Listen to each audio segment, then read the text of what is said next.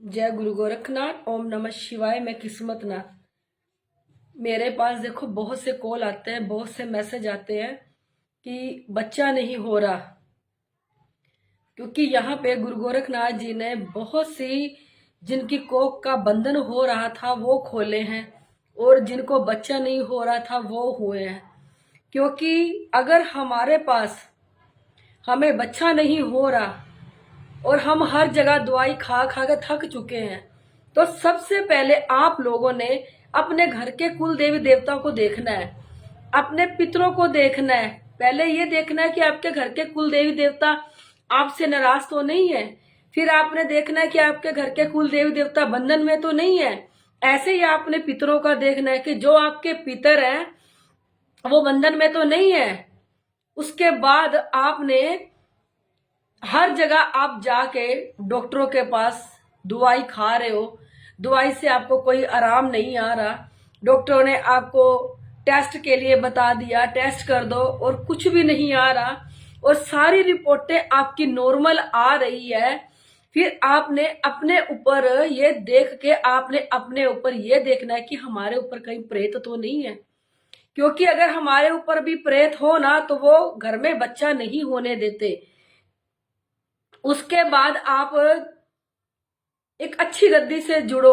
अगर आपके वो दवाई से आराम नहीं आ रहा, आप जगह जगह जाके दवाइयां खा चुके हैं, टेस्ट करवा चुके हैं, टेस्टों में भी नॉर्मल आ रहा है, दवाई नहीं लग रही, दवाई खा रहे हो, कोई 5 साल से खा रहा है, कोई 10 साल से खा रहा है, कंटिन्यू आप दवाई खा रहे हो, आपको कोई भी बेनिफिट नहीं हो रहा, कोई भी फर्क नहीं पड़ रहा, तो आप अपनी अच्छी गद्दी से जुड़ो। गद्दी से जुड़ के अपना चेकअप करवाओ, अपने आप को दिखाओ कि कहीं आपकी कोख तो नहीं बंधी हुई। क्योंकि कोख की बंधन की वजह से भी बच्चा नहीं होता। कोख का बंधन कर देते हैं कई, तो इतना एक दूसरे से जलते हैं। दूसरा, हमने कोई ऐसा कर्म किया होता है पिछले जन्म में कि जो हमें इस जन्म में परमात्मा की कृपा से, जो परमात्मा है वो आगे बच्चा नहीं देता। क्योंकि कर्मों के हिसाब से चलता है सब कुछ, और कलयुग तो कर्मों का ही युग है। यहाँ पे जिसका जैसा कर्म होगा उसको वैसा ही मिलेगा। कोई अच्छा कर्म करेगा तो अच्छा मिलेगा, बुरा कर्म करेगा तो उसको बुरा मिलेगा। और कई हमारे पिछले जन्म के कर्म भी होते हैं जो हमारे इस जन्म में हमारे आगे आके खड़े हो जाते हैं। फिर हम एक दूसरे को ऊपर इल्जाम लगाते हैं। पत्नी कहती है तेरी वजह से नहीं, पति कहता है तेरी वजह से नहीं हुआ। क्योंकि देखो नुक्स दोनों में नहीं होता। क्योंकि हम जाके अपने टेस्ट करवाते हैं तो डॉक्टर यही कहता है कि दोनों नॉर्मल हो। दोनों नॉर्मल होने के बावजूद भी ये देखो कि आपके पास बच्चा क्यों नहीं हो रहा। अपना चेकअप करवा के, अगर आपके ऊपर प्रेत बाधा है, अपनी प्रेत बाधा ठीक कराओ। अगर आपका कोख का बंधन कर दिया किसी ने, अपनी कोख का बंधन खुलाओ। अगर घर के आपके कुल देवी देवता नाराज है उनको मनाओ। अगर आपके पितर नाराज है उनको मनाओ, और उनकी कृपा से देखो, उनकी कृपा से ही आगे बढ़ा जाएगा। उसके बाद देखो दोनों में नुक्स नहीं होता, फिर भी हम दोनों एक दूसरे के ऊपर इल्जाम लगाते हैं। इल्जाम लगाने से अच्छा है कि एक अच्छी गद्दी से जुड़ो। अच्छी गद्दी से जुड़ने के बाद आप अपने आप को दिखाओ। परमात्मा ने आंखें दी है, बुद्धि दी है, कान दिए हैं, देखो, सोचो, समझो। फिर अपनी अच्छी गद्दी से जुड़ो, अपने आप को दिखाओ कि आपके ऊपर कोई प्रेत बाधा तो नहीं है, या आपकी कोख बंधन में तो नहीं है जिसकी वजह से हमें बच्चा नहीं हो रहा। हमारे पास देखो ऐसे बहुत से केस आए हैं जिसकी कोख भी बंधी हुई थी, जिसके ऊपर प्रेत बाधा भी थी, वो सब हमने उतारे। बाकी उन्होंने देखना है कि उनके घर के कुल देवी देवता ठीक बैठे हैं, उनके पितर ठीक बैठे हैं, उनकी कृपा होनी बहुत जरूरी है। उसके बाद भी अगर ये सारा कुछ आप लोगों ने कर लिया, आपके ऊपर बच्चा नहीं हो रहा आपके घर में, तो ये देखो कि आपका कोई पिछला कर्म है जो आगे आके खड़ा हो गया। देखो पिछले कर्म तो देखो भगवान राम को भी देना पड़ा, भीष्म पितामह को भी देना पड़ा। यहाँ धरती पे जितने भी आए हैं सब ने अपने जो भी पिछला कर्म है, हमें वो अगले जन्म में हमें वो कर्म देना पड़ता है। हम तो फिर मामूली इंसान है, तो फिर हमें क्यों नहीं देना पड़ेगा कर्म। अपना कर्म ठीक बनाओ, क्योंकि ये कलयुग कर्मों का युग है। जब तक हमारा कर्म ठीक नहीं होगा हम आगे नहीं बढ़ पाएंगे। इन सब को देख के मना के चलो। मैं आप लोगों को यही कहना चाहती हूँ, जिसके घर के कुल देवी देवता बंधन में है वो अपना बंधन खुलाए। अगर आपके कुल देवी देवता नाराज है घर के, अगर आप लोग उनकी जोत बत्ती नहीं कर रहे, उनकी कृपा नहीं है आपके ऊपर, तो उनकी कृपा पाए ताकि आपका वंश आगे बढ़ सके। अगर आपके पितर नाराज है घर के, या पितर बंधन में है, किसी अच्छी गद्दी से जुड़े, अपने पितरों को बंधन से आजाद करें। जो बंधन है उनके ऊपर, अगर वो प्रेत योनि में तो उनको पितर योनि में बिठाओ अपना, फिर अपनी कृपा अपने आप ही आपके ऊपर कृपा हो जाएगी। अगर कोई प्रॉब्लम भी अंदर होगी तो आप लोगों को दवाई लगनी भी शुरू हो जाएगी।